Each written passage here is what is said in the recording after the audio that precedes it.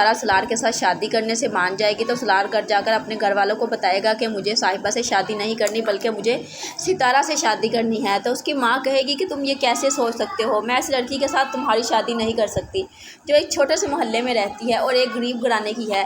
तो सलार कहता है सबसे बड़ी बात तो ये है कि मैं उससे मोहब्बत करता हूँ तो मैं उससे ही शादी करूँगा। लेकिन उसकी माँ कहती है कि मैं तुम्हें पहले भी बता चुकी हूँ कि मैं तुम्हारी शादी हरगिज़ उस लड़की से नहीं करवाने वाली।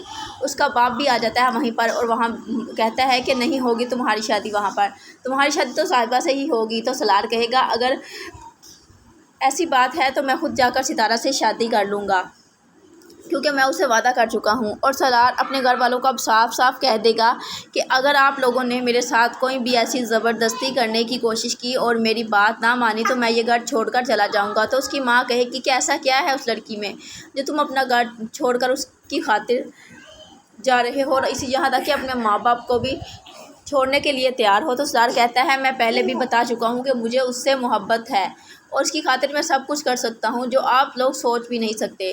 तो अब सलार की माँ कहेगी कि तुमने पहले भी उस लड़की की खातिर बहुत सा पैसा वेस्ट किया है, तुमने अपना कैरियर दांव पर लगाया उसकी खातिर, कासिम को उसकी खातिर बाहर भेज दिया और पता नहीं क्या क्या तुम उस लड़की के लिए कर रहे हो। और उसके ख़ानदान वाले तो यही चाहते हैं कि तुम्हारी शादी उस लड़की से हो जाए और वह मुफ्त का माल खाएं।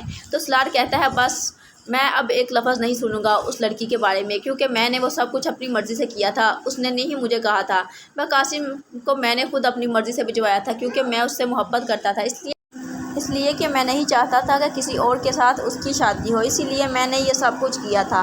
अब सबा सलार की हमायत में बोल पड़ेगी और कहेगी कि आप लोगों ने कहीं ना कहीं तो सलार की शादी करनी थी ना, तो उस लड़की से क्यों नहीं कर सकते, उस लड़की से शादी कर दे क्योंकि मैं नहीं चाहती कि सलार हमको छोड़कर इस घर से चला जाए।